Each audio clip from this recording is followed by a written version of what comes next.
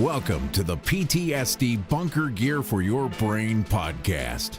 Post-traumatic stress disorder is not a death sentence, yet a rite of passage to a higher level of tolerance. Stay with us and come out of the darkness as your host, Carl Waggett, shines a light on this very misunderstood disorder. Welcome to PTSD, Bunker Gear for Your Brain. I'm your host, Carl Waggett, and welcome to episode 289. Guys, if this is the first time you've ever found us, it's very nice to meet you. My name is Carl, and this is a podcast about post-traumatic stress disorder. But guys, listen, we don't get all medical here. Now, you don't have to run out of the room just yet. Now, we look at things through the eyes of the emergency services, which is police, fire, ambulance, and dispatch, as well as correctionals and Coast Guard, because trust me, guys, those are not easy gigs. And I think it goes without saying, military. Now, look, if you find that you don't work in these lines of work, but you know, this whole PTSD, depression, anxiety is kind of getting to you, hey guys, come on, you can stick around too. Sure, yeah, we talk about PTSD, depression, and anxiety, not necessarily the lines of work that, you know, people get this stuff from. Now, for those of you out there who do join in from time to time, guys, you know what's going on. Pull up a chair, let's get on with it, shall we? So guys, listen, we're kind of taking an interesting look at PTSD and depression and anxiety this week because look, the one thing that I have always said is, look, you need to get a doctor or a therapist on your side ASAP. Like, seriously. I mean, it's like getting ready for a title fight and saying, nah, I don't need a trainer. I'll figure it out. Don't worry about it. Like, you're going to get the shit kicked out of you if that happens, right? You know what I mean? So look, if you're going into a war with PTSD, depression, anxiety, look, it just ups your odds to have a doctor or a therapist on your side. Now, look, guys, I have to state this. You got to get along with them. Yeah, there's got to be a communication there because it really is like a team. But guys, what happens if you don't have access to a doctor or a therapist? You know, let's say maybe there isn't one in your area, right? Or maybe medical coverage doesn't cover it. Or maybe it is just career suicide if you look for any kind of help in that department. This is a problem that a lot of people stare down the barrel of. And I wanted to have a week for this because look, I don't think there's any substitute for a doctor or a therapist. But believe it or not, guys, there are things that you can do. Yeah, and the thing is, I didn't know this, right? I thought, you know what, the only way to fix this is sit on a couch and listen to somebody really smart tell me what to do, right? I thought that was it. Until I was actually in this battle and I started to understand how it actually attacked you, guys, I didn't really know how to fight back. So in this particular episode, guys, I really want to look at something that I didn't give any thought to whatsoever, and that is your energy. Now, guys, I'm not talking about your energy level. That's not what I'm talking about. I'm just talking about the amount of energy that you have. Now, look, I think people understand that a human body is really no different than a car, right? You can have the nicest car in the world. Let's go with the Ferrari 308 because that's my favorite. Look, ever since I saw Magnum PI, I can't like another car. I can't. But even if you have a Ferrari 308 there, guys, it doesn't matter how many tins of turtle wax you put on that thing. Guys, there's no gas in it. It ain't going nowhere.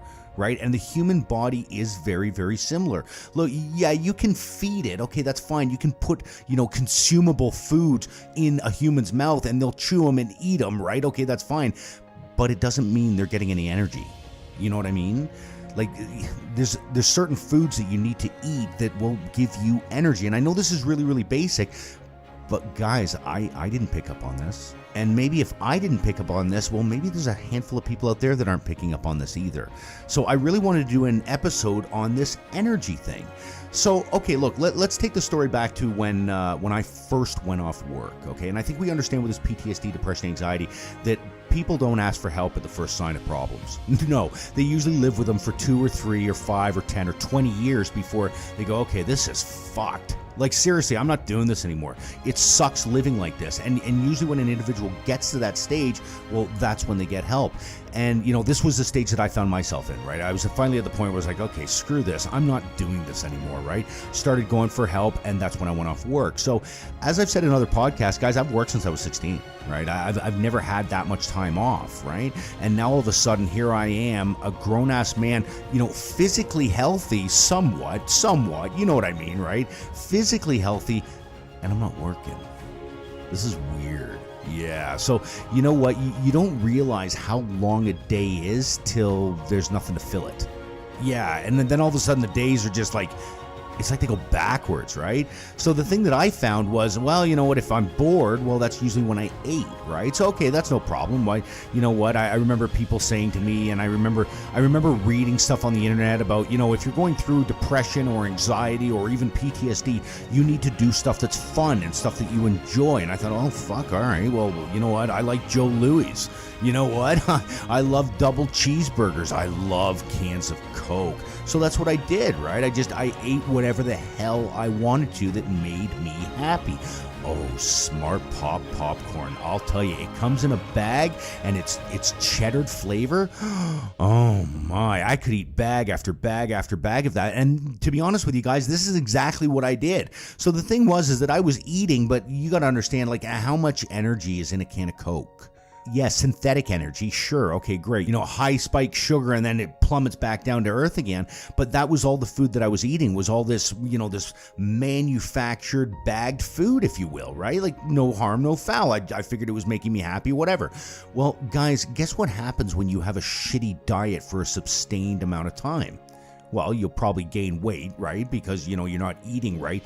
But the funny thing is it's, and this is what I found really, really weird, is that even though I gained weight, my energy level was nothing. Like, I didn't have any energy, right? And, you know, I guess this kind of makes sense because, you know, I'm eating shitty food, you know, I'm drinking like 6-7 cans of Coke a day just because I want to. And not only that, I'm now carrying an extra 20 lbs around the house. Yes, all over my body. Yeah, you know, because this is what I've done, right? I'm not really eating good food. I'm just kind of grazing on shitty stuff all the time. Well, after about a month or two of that, guess how I felt as a person physically? Forget mentally. Let's just go physically. Yeah, that's right. I haven't done any exercising. I haven't been at work, right? I'm sat around the house eating whatever. Oh, it's a disgusting sight. It really is. I mean, I can laugh and joke about it now, but at the time, oh, it was devastating. And the thing is the more shitty food I ate, the less energy I had. Really weird, right? So, you know, I started to realize that, you know, after talking to Dr. Story and kind of understanding what was going on, that, okay, look, I was in a bit of a fight. Because up until this point, well, I thought it was all bullshit, didn't I? Yeah, I did. I'm so sorry. You know, even though I had this PTSD, depression, anxiety, I just figured it was life kicking the snot out of me. And you know what? If they want me to go talk to a doctor, okay, I guess I'll go talk to a doctor, whatever. But as I started to understand what I was up against, I was like, holy shit.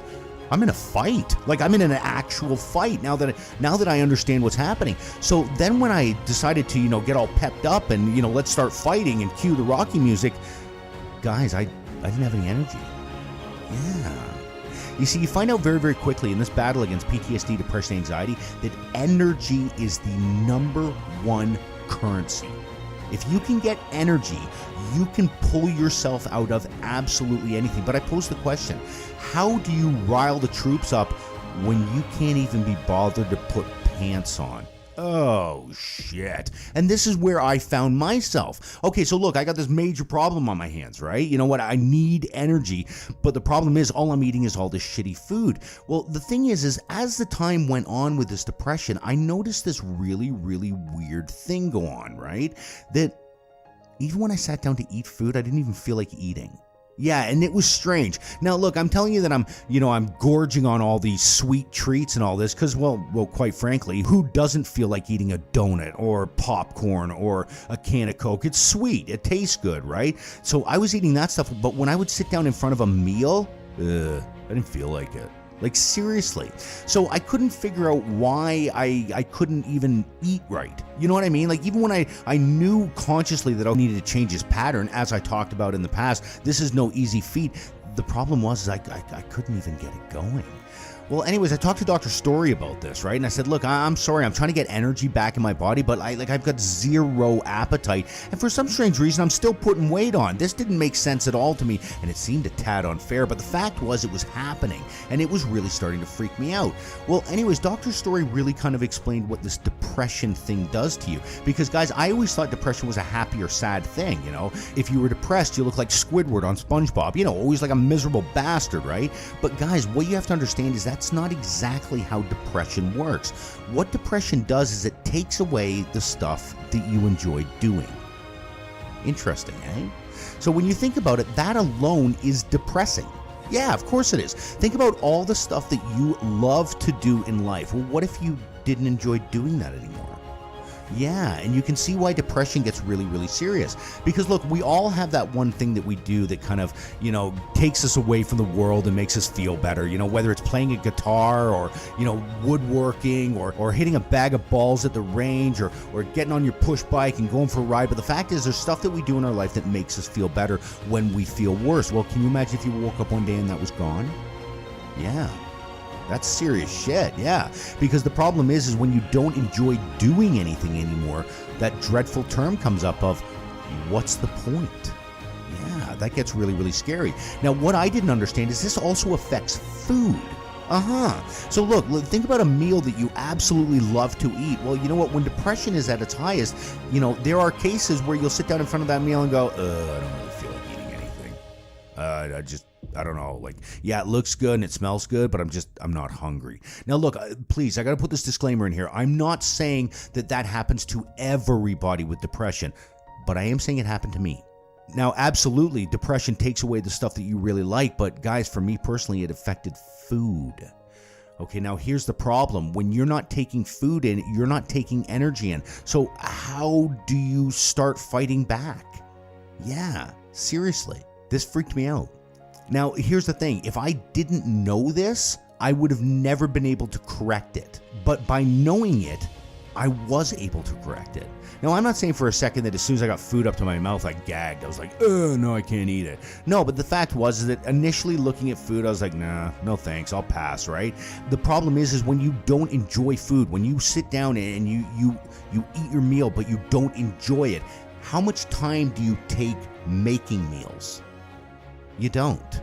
I mean, I didn't. Trust me, like I've said in other podcasts, look, if you have no interest in food, are you going to spend an hour and a half in the kitchen making a glazed duck?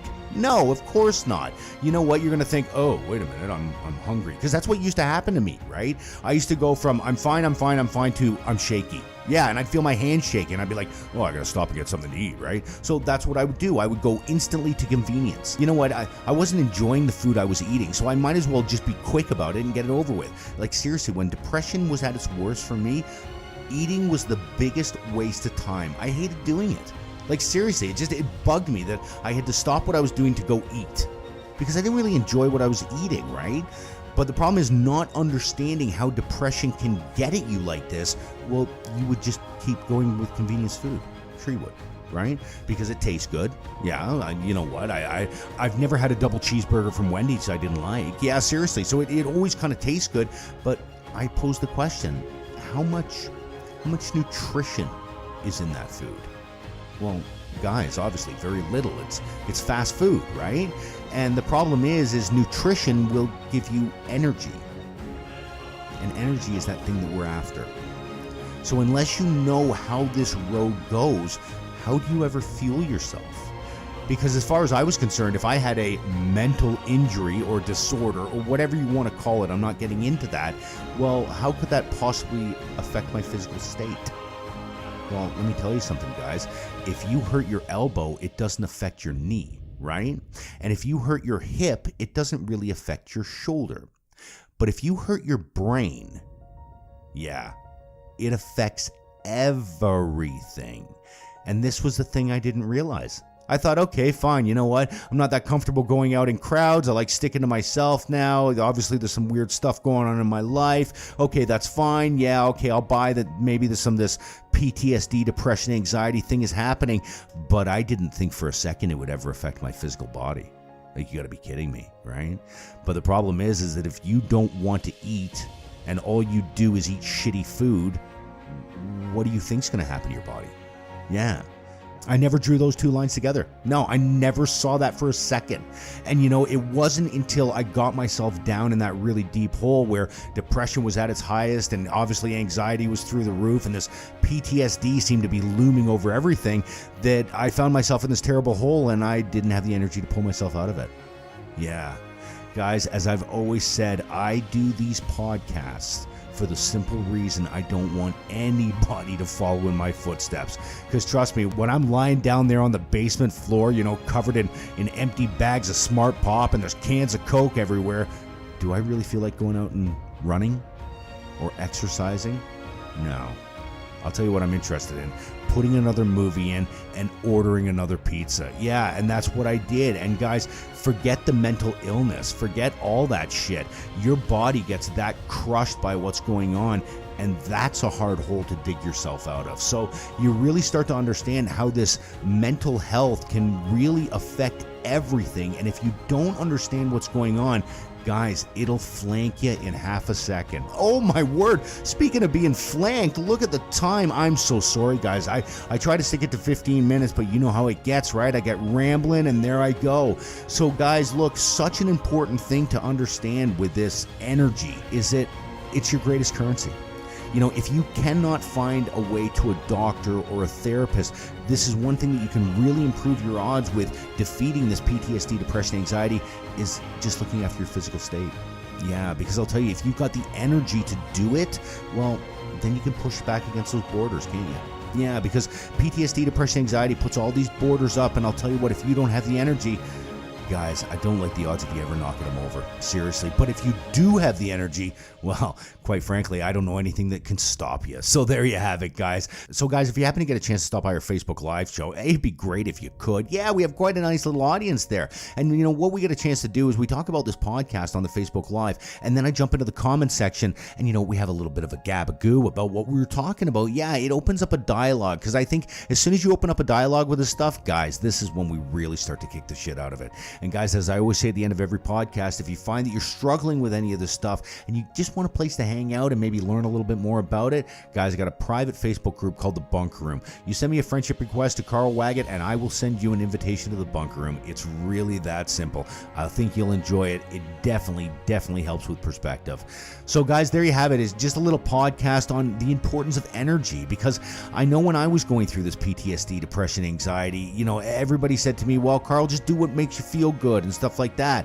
I took it easy by eating convenient food. And the problem with convenient food is, guys, there's very little nutrition in it. And guys, when you're consuming foods all the time that has very little nutrition, guys, you're not going to get a teaspoon of energy out of that stuff. You really aren't. Trust me on this one. I know what I'm talking about. Well, anyways, guys, if you happen to get a chance and you've got the energy to do so, I'd recommend you put your shoes on and get yourself out there for a nice walk.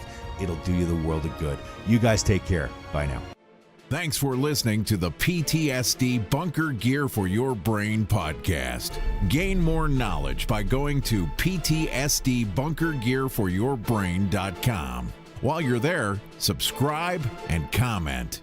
Join us next time for the PTSD Bunker Gear for Your Brain podcast.